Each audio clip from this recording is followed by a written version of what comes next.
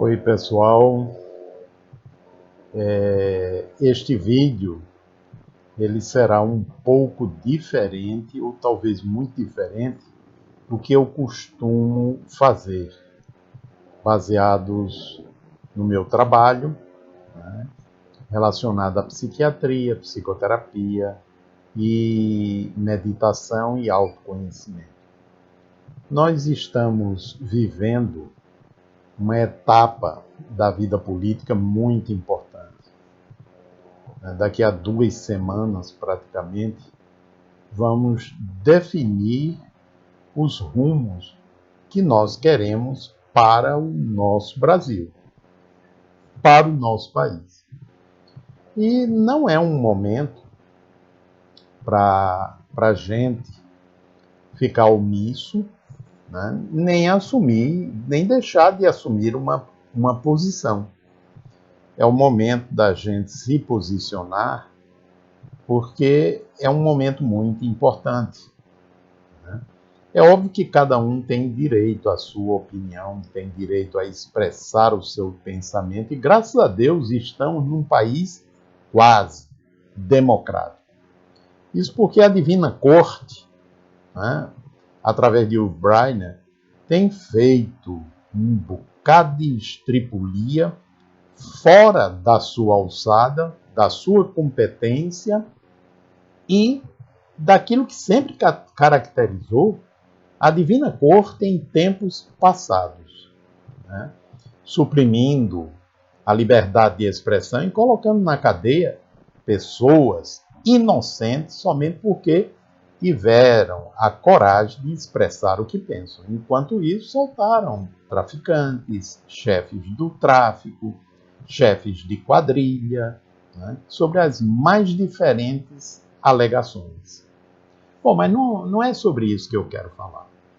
O que eu quero dizer é que, embora hoje eu me posicione contrário ao PT, a Lula, não foi sempre assim.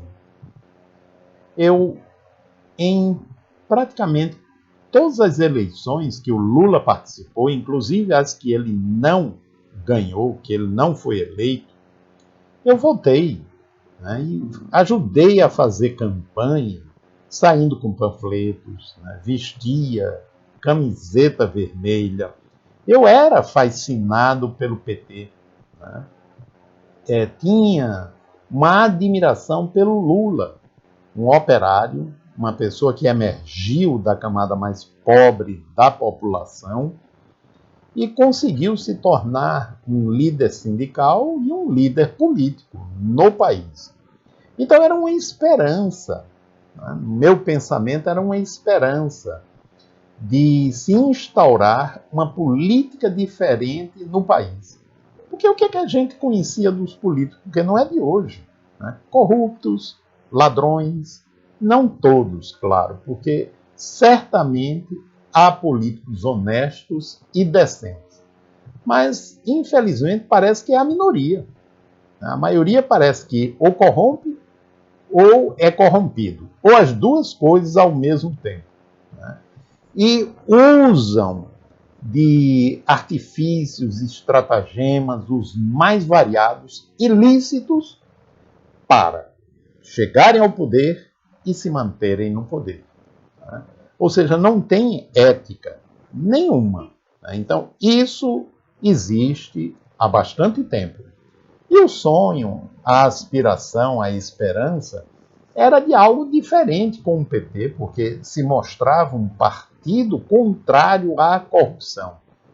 Somente depois, muito depois, por exemplo, quando ainda no governo do Itamar, Fernando Henrique, como ministro da Economia, ele começou a elaborar o Plano Real e foi implantado o Plano Real e continuou depois com ele.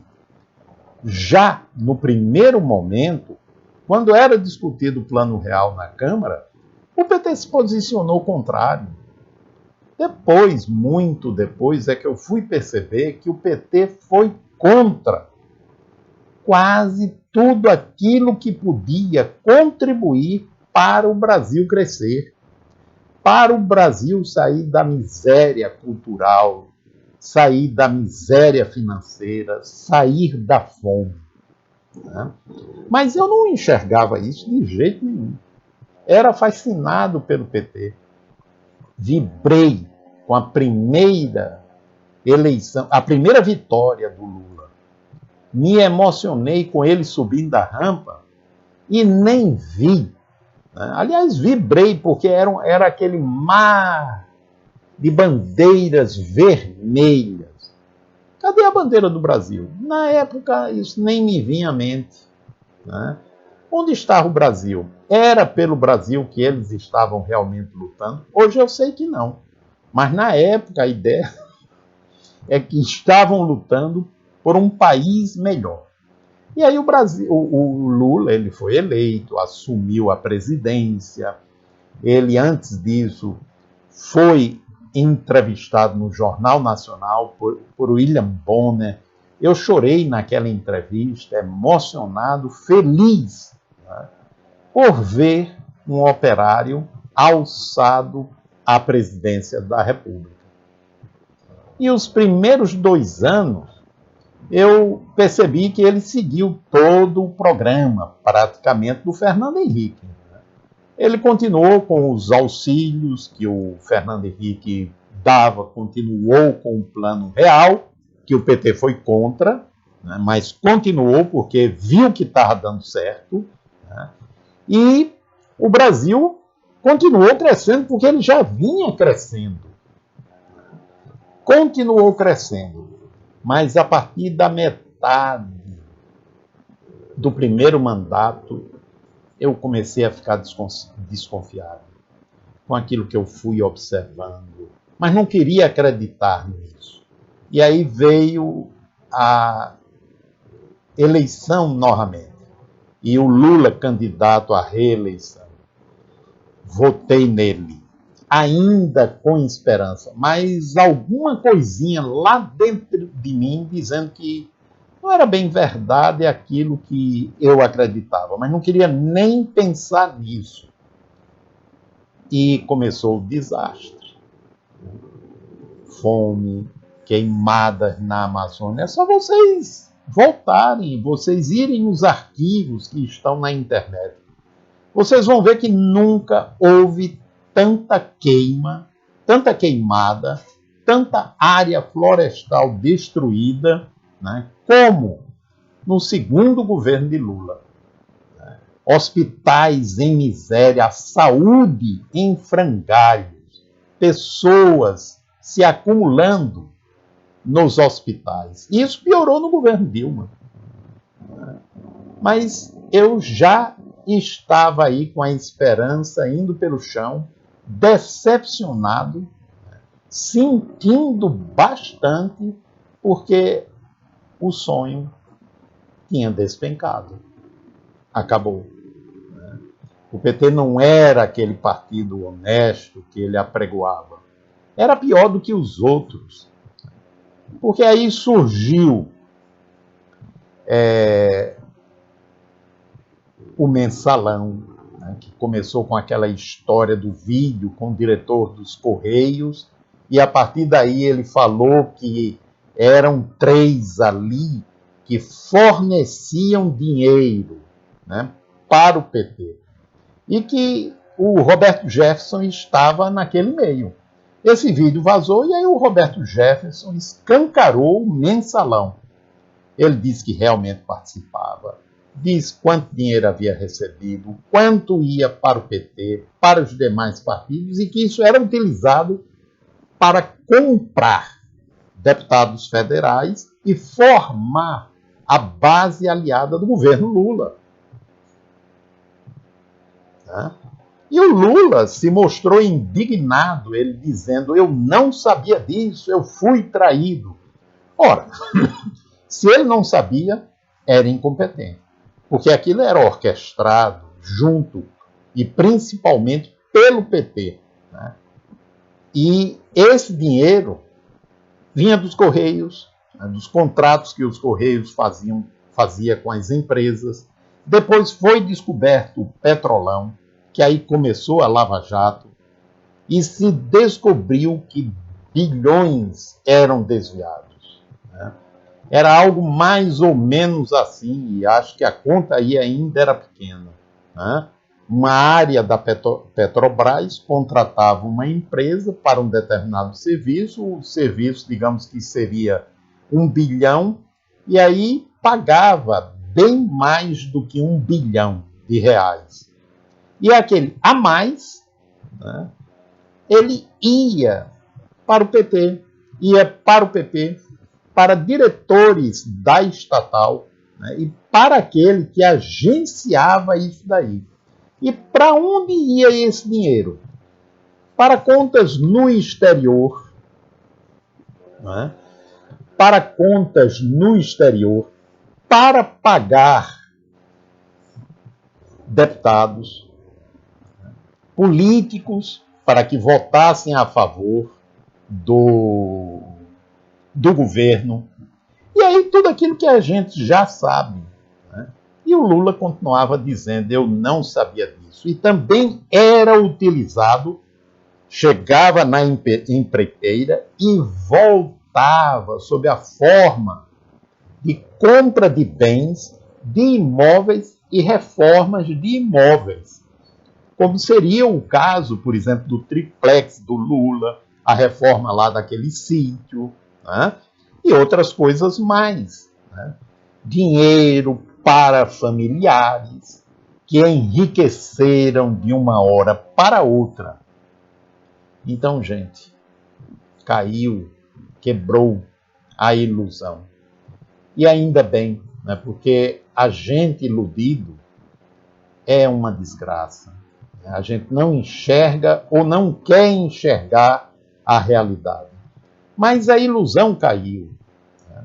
Lula foi preso, Zé Disseu foi preso, Delúbio Soares foi preso, José Genuíno foi preso, Marcos Valério, né, que terminou confessando que ele era responsável por parte, uma boa parte daquele dinheiro, que depois ele ainda quis declarar que eram empréstimos bancários que ele fazia para repassar ao PT, para o PT pagar as despesas eleitorais, né? E o PT ainda tentou dizer, né, que aquilo era, na verdade, um Caixa 2, como se Caixa 2 fosse algo lícito. Gente, é mentira por cima de mentira, né? Mostrou-se um partido corrupto, um partido falso, um partido sem escrúpulo, um partido de psicopatas. E assim continua, né? Respeito àqueles que ainda estão na ilusão, mas a minha caiu, né? E eu não desejo que o PT volte.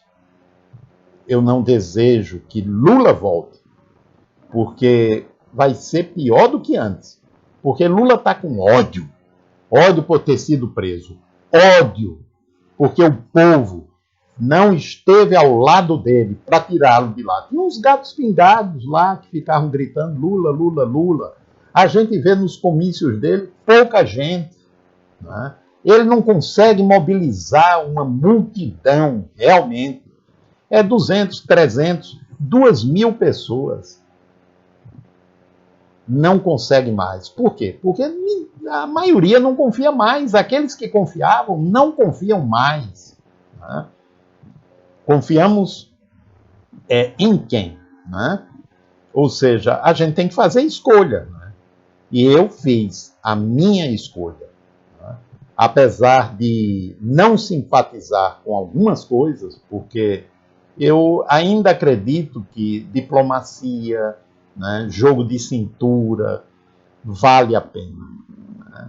Vale a pena. E Bolsonaro não demonstrou isso. Eu acho que ele está aprendendo, ele está cuidando melhor do que ele fala, mas eu prefiro uma pessoa estouvada, impetuosa, né, sem papas na língua, às vezes mal educada, do que uma pessoa fingida. Por exemplo, Lula agora está dizendo que é contra o aborto. quantos vídeos dele recentes, ele falando a favor do aborto. Né? Ele agora, lá na Rocinha, não tenho nada contra um candidato ir na favela. Eu acho que deve ir. Mas qual é o candidato que vai? Os traficantes, os donos da favela, permitem? Não. E, no entanto, permitiram e desfilaram ao lado de Lula com fuzis, metralhadoras, armados. Lula falou lá que no governo dele vai desarmar a todos. De jeito nenhum. De jeito nenhum. Onde é que Lula foi ovacionado recentemente porque conseguiu ir para o segundo turno? Principalmente presídios. A festa foi imensa. Porque a ideia deles é que no governo Lula eles serão favorecidos. E a suspeita do envolvimento, né, do PT com o PCC, né, que não é o Partido Conservador, né, ou qualquer outra palavra que você queira acrescentar ao último C. Né? As suspeitas são muitas. Então, gente, eu não estou me dirigindo àqueles que já estão definidos. Eu estou me dirigindo, eu, Gerardo Campana, àqueles 40 milhões que não foram votar, se abstiveram ou votaram em branco. Cerca de 20 milhões não foram votar. É importante que vocês votem. É importante que vocês reflitam. E vocês pensem o que é que vocês querem. É melhor uma pessoa estouvada, né?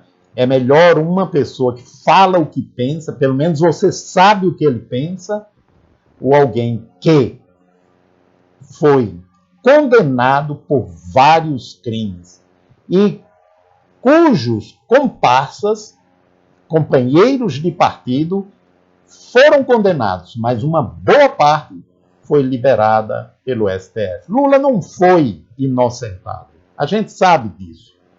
O processo foi anulado por um artifício malicioso jurídico utilizado pela Divina Corte. Mas vai ser, esse julgamento terá que ser feito.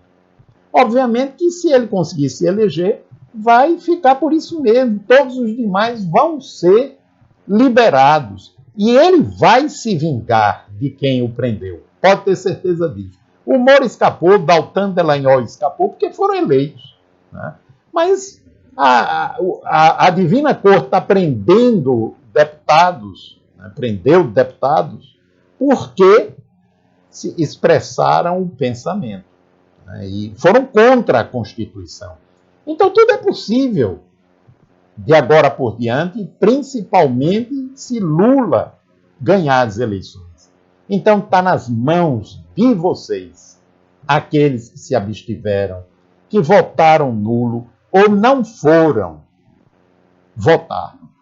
É a vez de vocês. Esse é o meu convite. Pensem com carinho, porque estamos num momento muito importante. Entregamos aos irmãos metralha ou entregamos a quem vem fazendo um bom governo? Porque o governo federal está realizando muita coisa importante para o crescimento do Brasil. Nós estamos crescendo mais do que muitos países. E é possível que a gente, continuando Bolsonaro, venha a crescer, inclusive, mais do que a China. Gente, eu vou ficar por aqui para que não se torne muito extenso, mas pretendo fazer outros vídeos detalhando outros fatos e convidando a esses que não votaram, se abstiverem e votarem em branco. Um grande abraço a todos vocês e até o próximo vídeo.